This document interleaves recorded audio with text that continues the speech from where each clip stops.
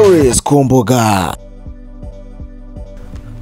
Saga Uwibye telefone ya The Ben ikomeje kuba ingorabahizi kubera ko kuri isa na n'uyu munota ntawe iragaragara ko yaba yarayitwaye.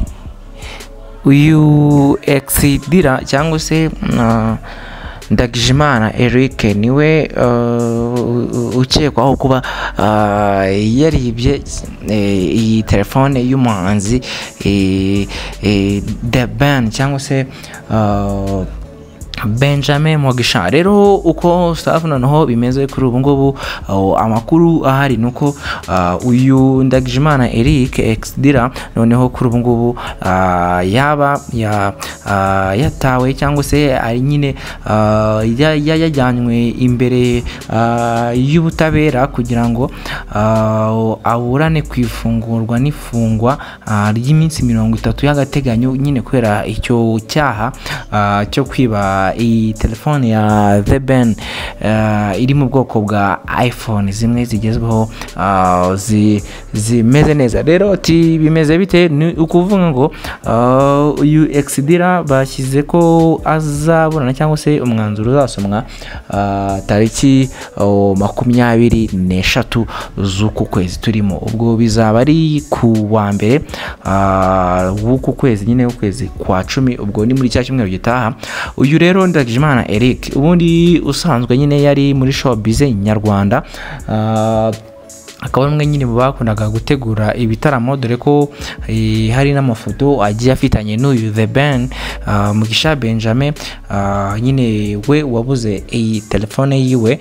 Sasa rero uko bimeze, hari amakuru yagiye ajya hanze avuga ko The Ben yaba yariyibishije ino telefone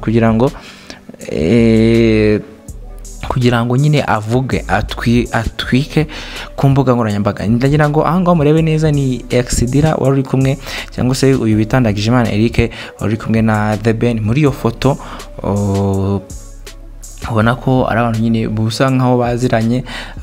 Binagoye kubona amafoto menshi y'uyu Ndagijimana Eric kuko ni wa muntu utakunda kugaragara mu ifoto cyane. Rero hari witwa Bahati Makacha we mu minsi ishize yigeze kumvikana avuga ko uyu The Ben ashobora kuba yariyibishije iyi telefone ku bushake cyangwa se yarayiyibishije cyangwa se yaranayibikiye kugira ngo akomeze avuge, dore ko agifite n'ibikorwa byinshi uko azajya agaruka mu mitwe cyangwa se mu itangazamakuru cyane, bizajya bigira impact mu kuzamuka kwe cyangwa se mu gukomeza nyine gukora advertising y'ibikorwa byiwe. Rero ntibyoroshye kuko kugira ngo murafate icyemezo nk'icyo ngicyo hagire uza kubizira abe yafungwa. Nyeka ko ibyo bitaza gukunda kuko iyo ibintu byagezemo inzego z'umutekano burya bya bintu biba byakomeye, ntago biba bikiri bya bindi tuzi byoroheje gutyo gusa, kuko abazazamo n'izindi ngamba mu gihe hasanze koko harabayeho ubwo butiganya bwo kuza kwiyibisha ikintu kugira ngo uvugwe ku bintu by'amaherere cyangwa se undi abe yajya muri gereza. Uyu The Ben rero bivugwa ko anafite ubukwe muri ku kwezi kwa 12 tugiye kubura ukundi kwezi kumwe kugira ngo tukwinjiremo neza. Rero uyu The Ben ari no mu Rwanda rwose, ari n'ubukwe bushobora kuzitabirwa n'abantu benshi cyane baturutse ahantu henshi hatandukanye, dore ko hari no guhwihwisa ko hashobora kuzitabira ibyamamare byinshi bigiye bitandukanye.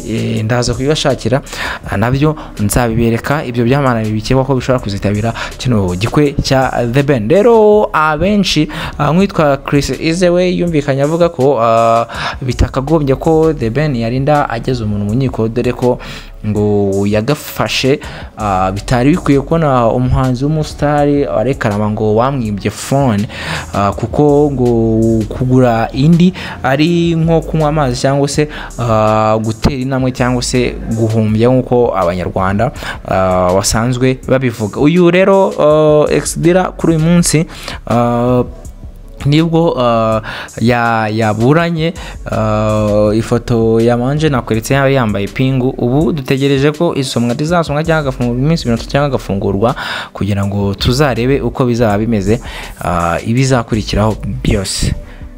So in the story ni umwe mu bahanzi bahagaze neza mu ruganda rwa muzika nyarwanda muri iyi minsi.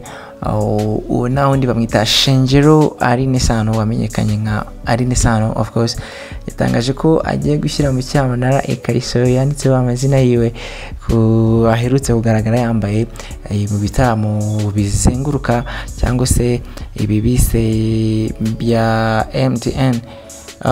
Rero Aline Sano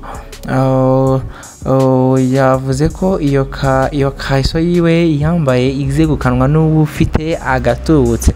Mu mpera z'ukwezi gushize nibwo Aline Sano yatangaje ko agiye gushyira ku isoko amakariso yambarwa n'ab'igitsina gore yanditseho amazina ye Aline Sano.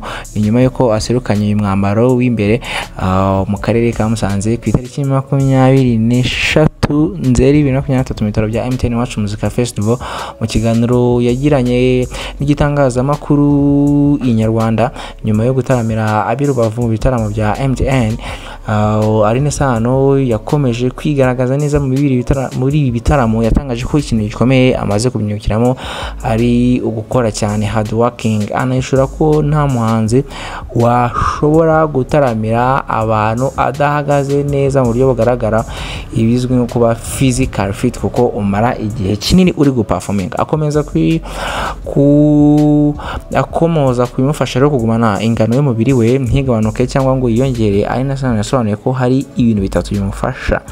yavuze ko yitaho mu buryo bwose bwaba bugaragara ku mubiri, nyuma ubuzima bwe bwo mu mutwe n'ubw'umwuka. yongeyeho ko gukora siporo no kwirinda kwinjiza ibitari ngombwa mu mubiri we biri mu mufasha kugemana cyangwa se kugumana umubiri we kugeza igihe we ku giti cye azifuza kuhindurira.